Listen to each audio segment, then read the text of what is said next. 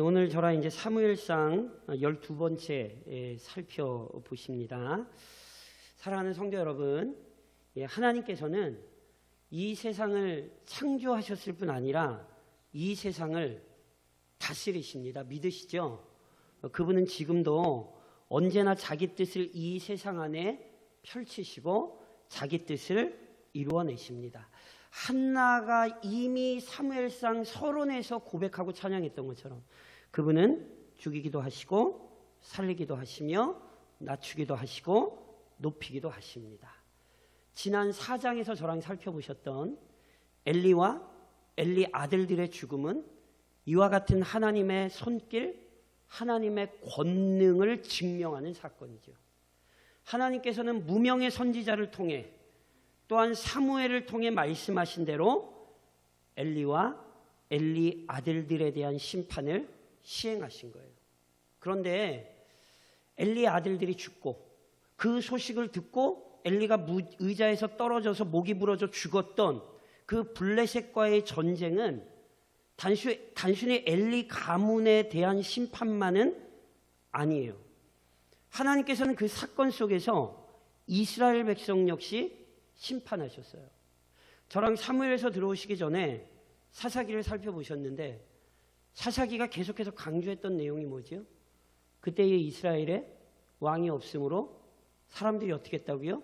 각자 자기 소견에 옳은 대로 행했다고요. 정치적인 진술이 아니라 신학적인 진술이라 말씀을 드렸죠. 이스라엘의 왕은 언제나 하나님이셨어요. 근데 이스라엘 백성이 왕이신 하나님의 뜻을 무시하고 각자 소견에 옳은 대로 행했더라고요. 그게 사사기잖아요. 그리고 사무엘이 영적인 지도자로 완전히 나오기 전까지 아직 이 어둠은 깨지지 않았거든요. 그래서 여전히 이스라엘 백성들은 심히 영적으로 무지하고 패역하게 행동했어요. 그래서 이 심각한 영적 상태가 블레셋과의 전쟁을 통해 적나라하게 드러났다니까요. 전쟁에 패했잖아요. 그랬더니 백성의 장로들, 백성의 지도자들이 뭐라고 얘기를 해요? 야, 언약궤 가져와. 왜 언약궤를 가져오라 그랬어요? 언약궤를 가져오면 하나님의 능력을 동원해서 자신들이 이 전쟁을 이길 수 있다, 이렇게 생각한 거예요. 그럼 장로들만 그렇게 생각했어요? 언약궤를 실제로 진중으로 가져오자 이스라엘 백성이 땅이 흔들리도록 열광을 했어요. 왜요? 장로들이나 백성들이나 생각이 똑같아요. 하나님이 그 법궤에 갇혀 계시고 자기들이 그 법궤에 있는 하나님의 힘을 사용할 수 있다. 우상을 숭배하는 것과 똑같이 생각했다니까요. 그래서 그 결과가 어땠죠? 저랑 4장을 좀 한번 다시 한번 가보실까요? 4장 10절로 11절만 같이 한번 읽어보실까요? 그 전쟁이 결국 어떻게 됐죠? 저랑 한번 읽겠습니다. 4장 10절로 11절 두 절만 읽겠습니다. 같이 봉독하십니다. 블레셋 사람들이 쳤더니 이스라엘이 패하여 각기 장막으로 도망하였고 살육이 심히 커서 이스라엘 보병에 엎드러진 자가 3만 명이었으며 하나님의 궤는 빼앗겼고 엘리의 두 아들 홈니와 비느하스는 죽임을 당하였더라. 자, 앞서도 말씀드렸던 것처럼요, 엘리의 두 아들들 죽었어요. 그 소식을 듣고 엘리도 죽었어요. 저주의 죽음이고 심판의 죽음이에요. 제사장 가문만 심판 징벌 받았어요? 아니에요. 이스라엘 백성이 처음에는 4,000명, 두 번째는 법궤 가지고 나서 3만 명, 아주 끔찍하게 도륙당했어요. 그리고 가장 끔찍한 일은 뭘 뺏겼어요? 하나님의 궤를 뺏겼죠. 이 사건의 의미를 엘리의 며느리요 비느하스의 아내가 조산을 하면서, 그리고 특히나 그 아들을 낳는 기쁨도 잃어버리고 슬퍼하며 그 아들의 이름을 이가봇이라 짓는 데서 나타났다고 말씀드렸죠. 이가봇, 영광이 어디 있느냐.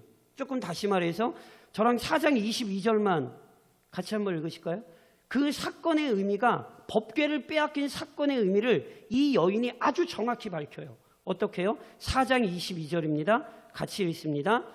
또 이르기를 하나님의 궤를 빼앗겼으므로 영광이 이스라엘에서 떠났다 하였더라.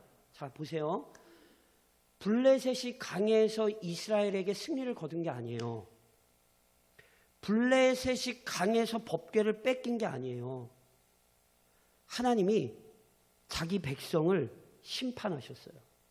하나님을 우상처럼 여기던 자기 백성, 영적으로 무지했던 자기 백성을 하나님이 징벌하셨어요. 하나님이 구별되지 못한 자기 백성과 함께 하실 수 없어서 법궤를 뺏긴 게 아니라니까요. 하나님의 영광이 떠나가는 거예요. 하나님이 약해서 블레셋 사람들에게 끌려간 게 아니라 하나님이 패역한 자기 백성을 떠나신 거라고요.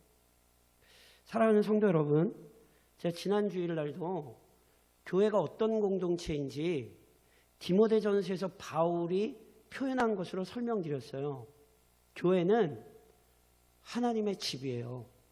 다시 얘기하면 하나님이 성도들과 함께 하시는 것, 이게 교회예요. 가장 끔찍한 저주가 뭔지 아세요? 하나님이 떠나시는 거예요. 가장 비참한 교회가 어떤 교회인 줄 아세요? 그 안에 성령이 역사하지 않는 교회예요. 하나님의 영이 옮겨가는 교회, 그건 더 이상 비참한, 그건 더 이상 교회가 아닌 거예요. 그래서 기도하셔야 된다니까요. 정말로 우리가 하나님의 집이라 믿으신다면 하나님께서 그 백성과 함께하는 복을 누리도록 우리 자신을 항상 하나님 앞에서 정결한 자들로 삼으셔야 되는 거예요. 이 끔찍한 일이 이 역사 속에 드러난 거예요. 그리고 이 사건은 하나님께서 우리 마음대로 다루실 수 있는 분이 아니라 하나님은 철저히 주권적으로 일하신다는 사실을 우리에게 가르치는 거라니까요. 그래서 이 사실은 오늘 이어지는 사건 속에서도 확인이 돼요. 저랑 본문 1절, 5장 1절, 2절을 다시 한번 같이 읽으실까요? 오늘 이제 5장을 저랑 다 살펴보실 건데 5장 1절로 2절을 같이 읽겠습니다. 1절로 2절입니다. 블레셋 사람들이 하나님의 궤를 빼앗아 가지고 에벤에셀에서부터 아스돗에 이르니라. 블레셋 사람들이 하나님의 궤를 가지고 다곤의 신전에 들어가서 다곤 곁에 두었더니, 자, 블레셋 사람들이 전쟁에서 이겼어요?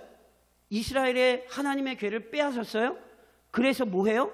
자기 땅으로 돌아왔는데 그 하나님의 궤, 여호와의 언약궤를 어떻게 하시죠? 자신들이 섬기는 신 다곤의 신전에 그 궤를 갖다 놔요. 이 행동의 의미를 이해하셔야 돼요. 제가 이미 수차 말씀드렸어요. 고대 사람들에게 있어서 서로 민족 간의 전쟁은 단순히 사람 간의 전쟁이 아니에요. 신들의 전쟁이에요. 그러니까 이스라엘과 블레셋이 싸우잖아요. 그러면 눈에 보이는 건 이스라엘과 블레셋의 전쟁이지만 이스라엘의 신 여호와와 블레셋이 섬기는 신들이 서로 싸우는 거란 말이에요. 그러니까 이런 관점에서 보면 블레셋 사람들이 전쟁에서 승리를 했잖아요. 그럼 블레셋 사람들 입장에서는 누가 이긴 거예요? 자신들의 신이 이긴 거예요. 하나님의 궤를 빼앗았다는 건 블레셋 사람들 입장에서 보면 하나님을 포로로 잡아온 거나 마찬가지예요. 그래서 하나님의 궤를 다곤 신전 앞에 갖다 놓는 거예요. 무슨 얘기냐면 다곤이 여호와를 포로로 붙잡아왔다, 이런 의미예요. 그걸로 안 끝나요. 항상 말씀드렸죠? 왜 신이 많아요? 왜 이런 신도 있고 왜 저런 신도 있어요? 어떤 신도 완전한 신이 없어요. 그러니까 이 신도 섬겨야 되고 저 신도 섬겨야 되고 하여튼 많이 섬기면 좋아요. 그래서 왜 법궤를 다곤 신전에 두는지 아세요? 다곤이 여호와를 복속시켰잖아요. 그러니까 이제 다곤을 섬기는 자신들은 다곤 아래 복속된 여호와의 능력도 뭐 할 수 있어요? 사용할 수 있어요. 그래서 다곤 옆에다 갖다 놓고 같이 섬기는 거예요. 왜요? 여호와도 이제 자신들의 뜻대로 사용할 수 있다라는 생각에서 하는 행동이라니까. 이게 고대 사람들의 생각이고 이게 우상숭배예요. 잘못됐습니까? 안 잘못됐습니까? 우리를 하나님을 섬기는 우리에게는 아주 끔찍한 상상이 이런 있을 수 없는 일이죠. 그래서 무슨 일이 일어난지 아세요? 3절을 저랑 같이 읽으실까요? 5장 3절에 자 3절을 같이 읽으십니다. 아시돗 사람들이 일찍이 일어나 본즉 다곤이 여호와의 궤 앞에서 엎드러져 그 얼굴이 땅에 닿았는지라. 그들이 다곤을 일으켜서 다시 그 자리에 세웠더니 자 여호와의 궤를 다곤 신전에 갖다 놨어요. 다음날 신을 섬기러 아침에 가봤더니 무슨 난리가 일어났어요? 다곤 신상이 여호와의 궤 앞에 엎드러졌고 그 얼굴이 땅에 닿았어요. 이게 지금 무슨 장면 같으세요? 블레셋 사람들은 다곤이 여호와에게 승리를 거뒀다고 생각을 했어요. 그런데 막상 현실을 보니 오히려 다곤이 누구 앞에 머리를 숙이고 있어요? 여호와 하나님 앞에 굴복되어 있는 거예요. 굉장히 충격적인 장면이에요. 그래서 놀란 블레셋 사람들이 어떻게 하는 줄 아세요? 우선은 다곤을 아무 일 없다는 듯이 다시 세워요. 왜요? 믿기 싫은 거예요. 우연히 일어났게. 설마 이런 일이 있을 수 있겠어. 그래서 우선은 그냥 갖다 세워놔요. 근데 그런다고 끝나나요? 저랑 4절로 5절 다시 한번 같이 읽으실까요? 4절 5절입니다. 같이 읽습니다. 그 이튿날 아침에 그들이 일찍이 일어나 본즉 다곤이 여호와의 궤 앞에서 또다시 엎드러져 얼굴이 땅에 닿았고 그 머리와 두 손목은 끊어져 문지방에 있고 다곤의 몸뚱이만 남았더라. 그러므로 다곤의 제사장들이나 다곤의 신전에 들어가는 자는 오늘까지 아스돗에 있는 다곤의 물지방을 밟지 아니하더라.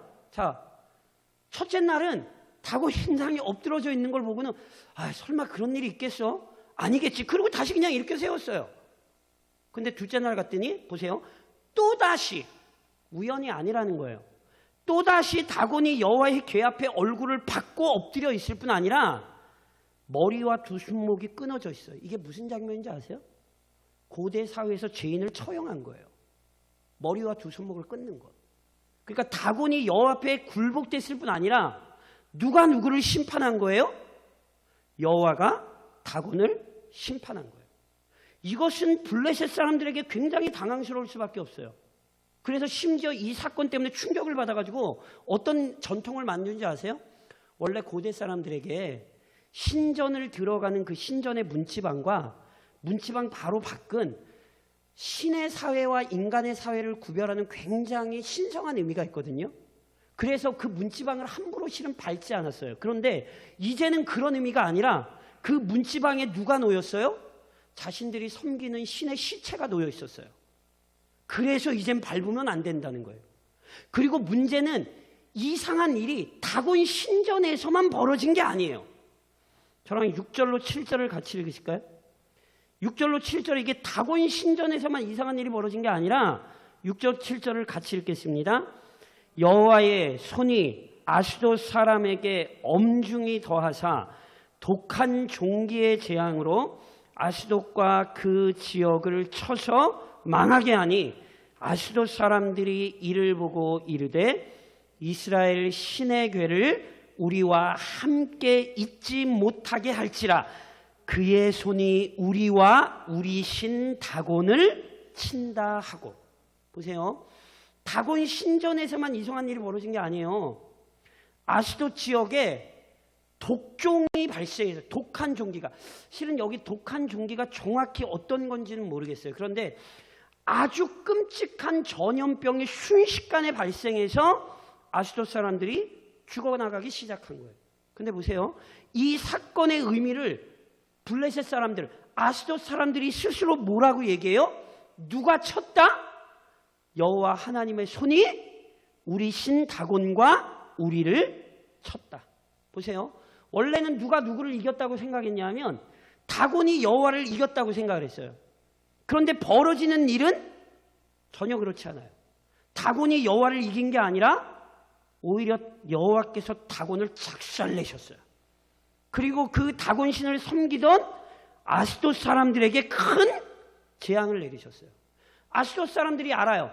자기들이 이스라엘은 이겼을지 모르지만 이스라엘의 하나님 여호와를 자신들이 이겼어요? 못 이겼어요? 이길 수가 없어요. 지금 그 고백을 하는 거예요. 그래서 어떻게 해요? 저랑 8절을 한번 읽으실까요? 8절에 이런 일이 일어나요. 그래서 같이 읽겠습니다. 8절입니다. 이에 사람을 보내어 블레셋 사람들의 모든 방백을 모으고 이르되 우리가 이스라엘 신의 궤를 어찌하랴 하니 그들이 대답하되 이스라엘 신의 궤를 가드로 옮겨가라 하므로 이스라엘 신의 궤를 옮겨갔더니 아스돗 사람들이요 이젠 알아요. 이게 우연히 일어나는 일이 아니에요. 여호와 하나님이 지금 자신들을 치고 있어요. 그러니까 자신들이 이 궤를 가지고 있을 수 없어요. 그래서 블레셋의 방백들 즉 지도자들을 모아서 야 이거 우리가 못 가지고 있어 어떻게 얘기했어요. 그랬더니 지도자들이 어떻게 해요? 궤를 어디로 옮겨가요? 아스돗에서 가드로 옮겨요. 왜 아스돗에서 가드로 옮겼는가? 정확한 이유는 잘 모르겠어요. 그런데 제가 한번 여쭤볼까요? 가드 하면 뭐 떠오르는 거 없으세요? 혹시 사무엘서를 조금 읽어보셨으면 알 텐데 가드 하면 떠오르는 거 없으세요? 혹시? 가드 사람. 사울이 가드 사람이 아니죠. 그러시면 가드 사람, 가드는 골리앗. 가드 지역은 신장이 역사적인 기록으로 그렇습니다. 2m, 3m 되는 거인들이 실제로 거주하던 성이에요. 그러니까 아마 블레셋 사람들이 이런 생각했던 것 같아요. 가드 장대한 사람들이 있는 그 지역에 가면 아마 이 하나님이 힘 못 쓸 거야. 이렇게 생각해서 가드로 옮긴 게 아닌가 싶어요. 착각이죠. 저랑 9절 읽으실까요?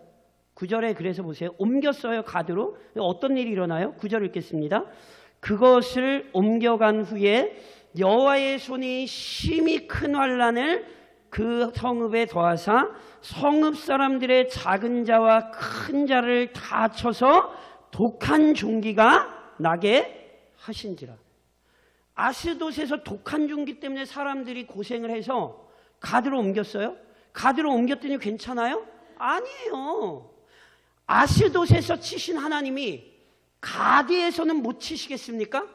역시 심히 큰 환난을 가드의 하나님이 더하셨죠. 그러니까 가드 사람들도 이 궤를 놔둘 수가 없어요. 그래서 보세요. 10절 또 한번 같이 읽으실까요? 10절 읽겠습니다. 10절 같이 읽습니다.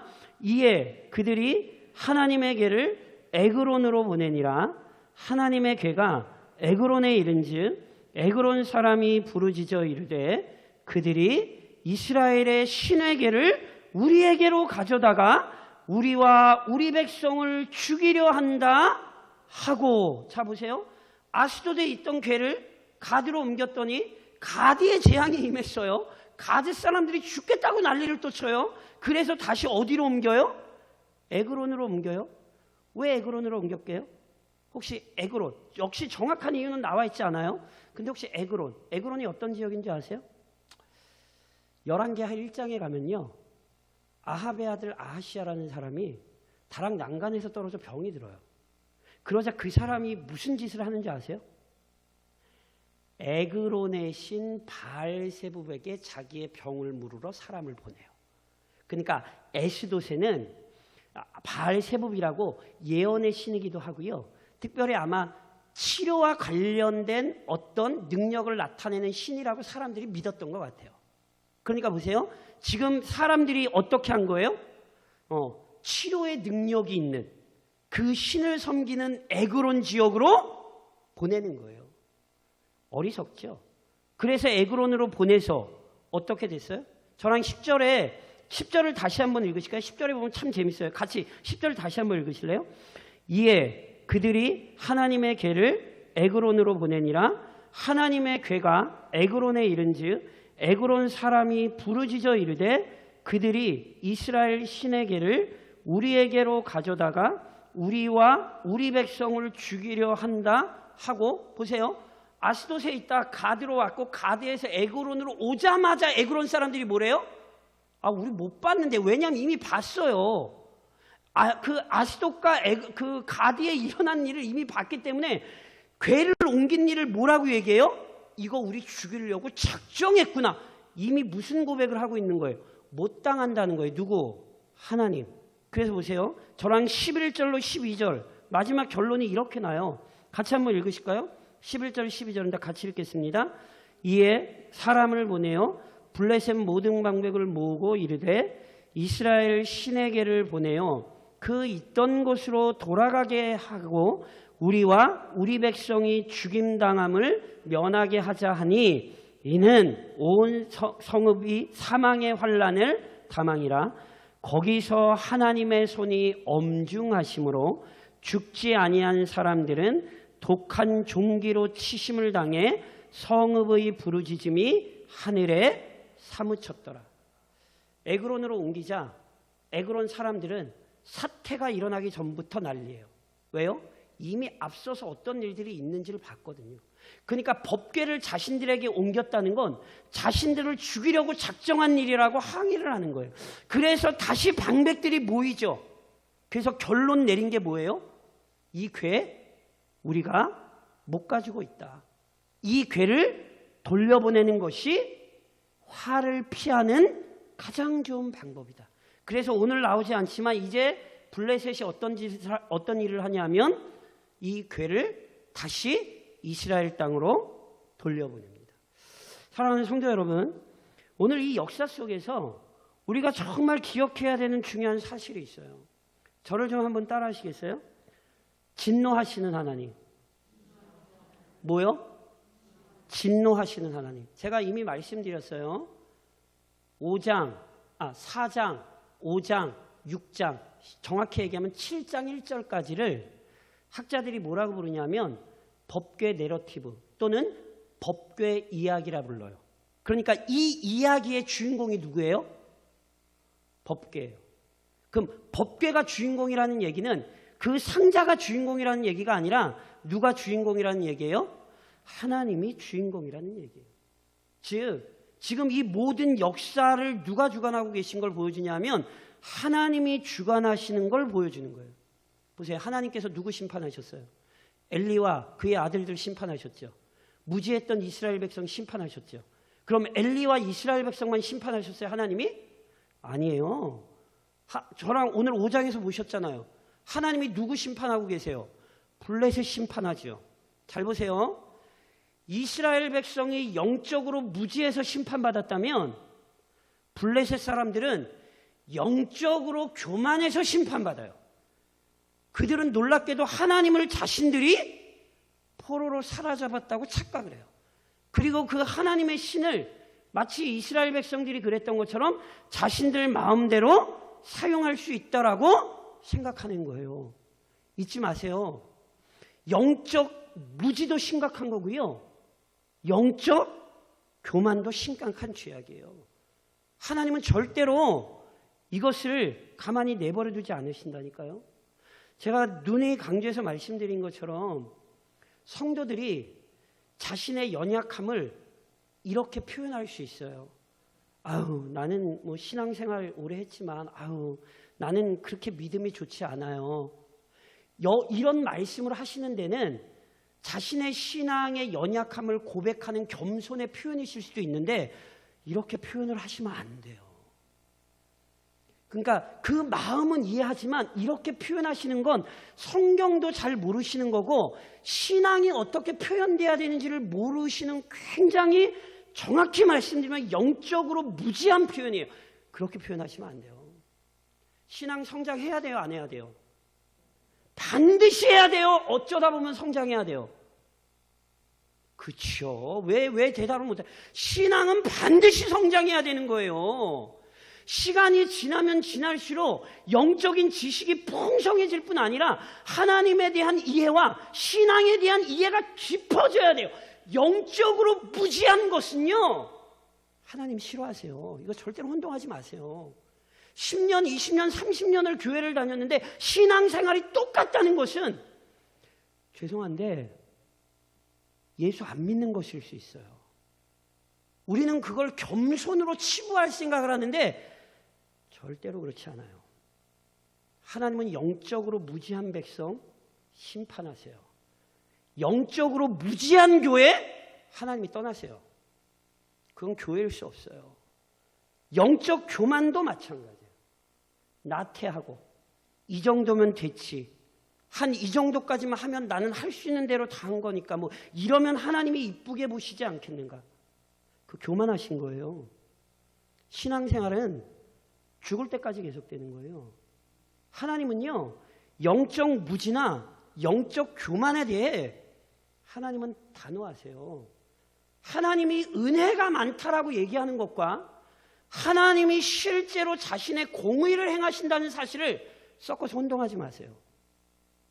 하나님의 오래 참으시는 은혜 많으신 그 성품을 그러니까 그냥 이대로 살아도 되겠지라고 착각하지 마시라고요.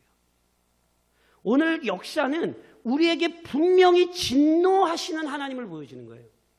영적으로 무지한 것, 영적으로 교만한 것이 하나님의 심판을 피할 수 없다라는 사실을 성경은 오늘 명확히 알려주는 거예요. 그래서 영적으로 깨어 계셔야 되는 거예요. 동시에 저를 좀 한번 따라 하시겠어요? 촉구하시는 하나님. 뭐라고요? 촉구하신다고요. 촉구하신다는 게 뭔지 아세요? 조금 쉽게 말씀드리면 하나님이 우리를 들고 깨우시는 거예요. 보세요. 하나님의 진노와 심판을 인식한다는 것은요, 단지 하나님을 무서운 분으로 여기는 게 아니에요.